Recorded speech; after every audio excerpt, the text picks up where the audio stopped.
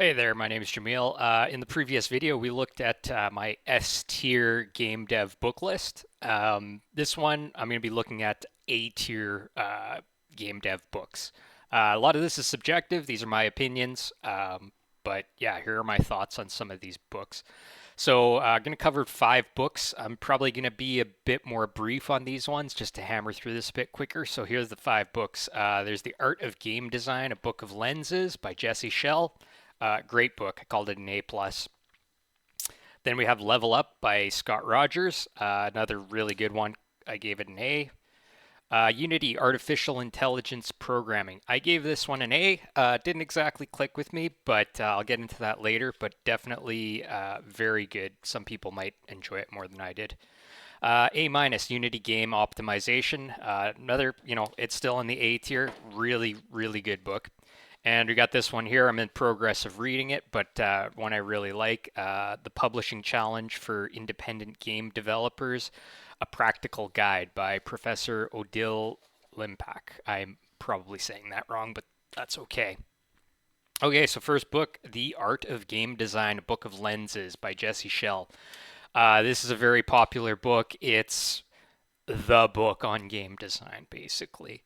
It's really good. I really liked it. It uses this concept of lenses. So video game projects are very complex, and this will give you the tools to look at your game from multiple different angles while you're in that process of trying to find the fun, trying to find a really good game.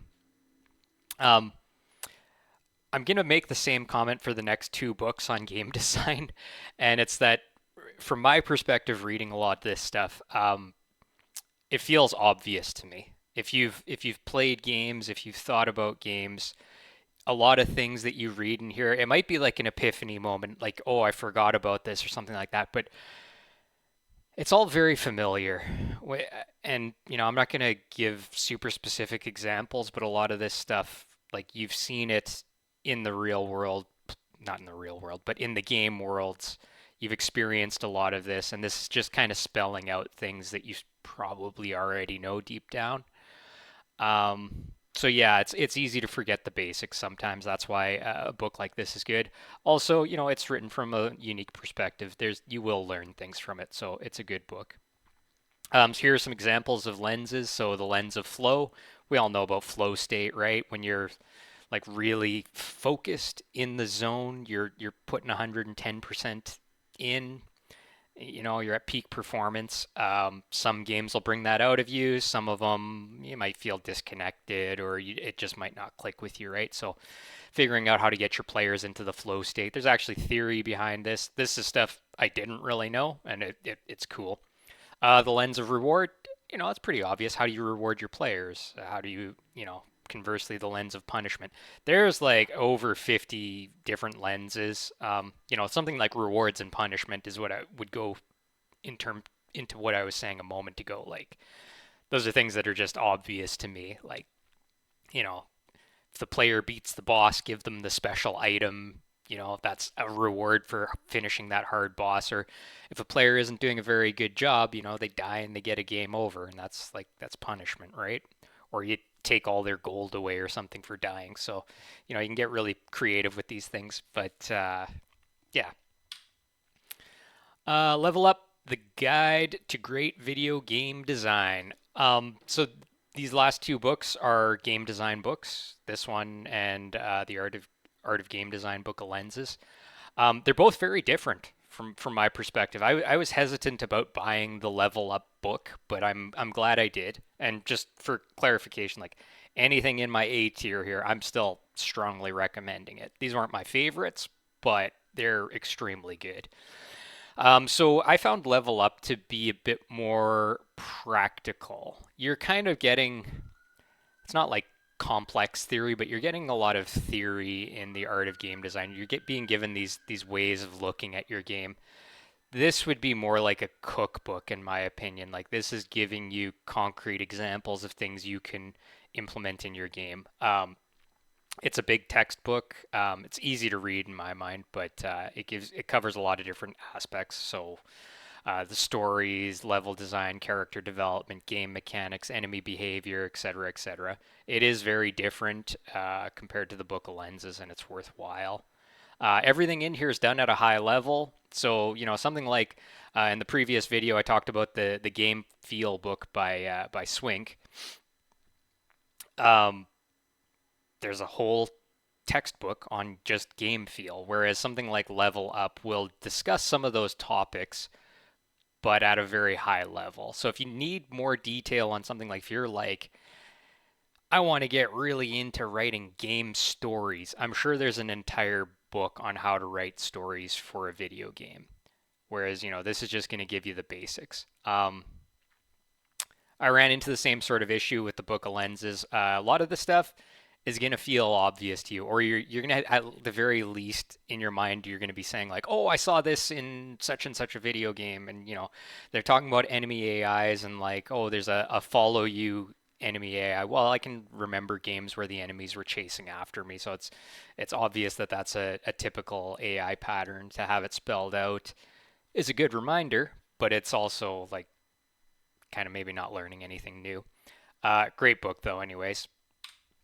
Okay, Unity Artificial Intelligence Programming. That's by Dr. David Aversa. And this book and the next book both have him as an author. So this is a really good book. It wasn't what I was expecting, but it's a really good book.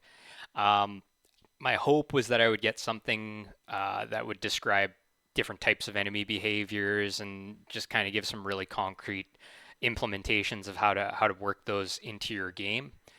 That being said, I've learned about some really different things that are super cool too. So this book covers state machines, behavior trees, and one of his own packages called behavior bricks. Um, you would have to think of these as like you have an enemy where, okay, the enemy's enraged and he's coming to get you and he's chasing after you, but you shoot him and now he's bleeding and he's scared because you shot him and like he's going to run away. So think about how complex the programming could get, um, you know, putting all those states into an enemy. So that's why you need these things like state machines or behavior trees to locate the different types of enemy behaviors. I really enjoyed the book. I didn't do any of the things it suggested. My approach to AI in Superstar Shooter 16 was just to keep things as simple as possible. In a lot of ways, a lot of my enemy AIs were like 1 or 2 lines of code, and this was a little bit more involved than what I was looking for, but I still think it's pretty darn cool. So, gets my recommendation. I did that simple AI because I was really focused on game optimization, which, whoa, there's our next book, Unity Game Optimization. So this was a great book. To all truth be told, I obsessed pretty hard about over optimization in Superstar Shooter 16. So I spent a lot of time watching YouTube videos prior to getting this book. So this had a lot of content that I already knew. Um, so I would roughly estimate I knew about 80% of the things in this book before I even cracked it open. That being said, the remaining 20% is useful. You'll find something in here. If you're an optimization nut, this might be a waste of time. But if you're maybe someone like me that doesn't have many years, even though I am really into optimization, there were things in here I didn't know. If you have no clue about optimization, pretty good book. If it's not something that interests you, it might not be super exciting to go through all of this. But it's nice knowing that your games are going to run on a wide variety of hardware. And yeah, optimization's cool in my mind, anyways. Something I enjoy. Okay, next book is a long title, The Publishing Challenge for Independent Video Game Developers, A Practical Guide by Professor Odile Limpak. I have not finished reading this yet, but I've enjoyed it so far. It's a little feels a little bit academic, but I don't mind that too much. It provides a thoughtful analysis of the pros and cons of getting a publisher. So it's a decision for indie developers and game studios if they want to work with a publisher or not. They go into detail about what services a publisher provides, which a lot of the things in here I didn't know. Like I always thought the publisher was just for like manufacturing game cartridges and doing marketing and stuff like that. But it goes beyond that. They'll actually do the porting for you. They'll throw artists on the project. They'll throw money at you. There's all kinds of great reasons to work with a publisher. There's all kinds of reasons not to. It's also hard to get a publisher. So, uh, really interesting, thoughtful book. One of the things I can't say I didn't like, but that didn't resonate with me as much is that I didn't um, recognize a lot of the names in the book. So this is a German book that got translated to English. So like I didn't recognize any of the studio names. I didn't recognize the names of any of the indie devs. Um, I don't know everything, obviously, so maybe for some people they'll look at this and they'll know all the games and all the devs and all the publishers that are in here. But for me, being in North America, it didn't. I couldn't recognize a lot of that. This felt a bit like a social sciences textbook, but that wasn't too bad. So, all of the books I've covered in this video, I was a little critical of some of them, but they're all still recommended. They're all still really good books. In the next one, I'm going to go into some books that I might not necessarily recommend or that I had a bit more problems with. And we'll wrap it up there. Thanks.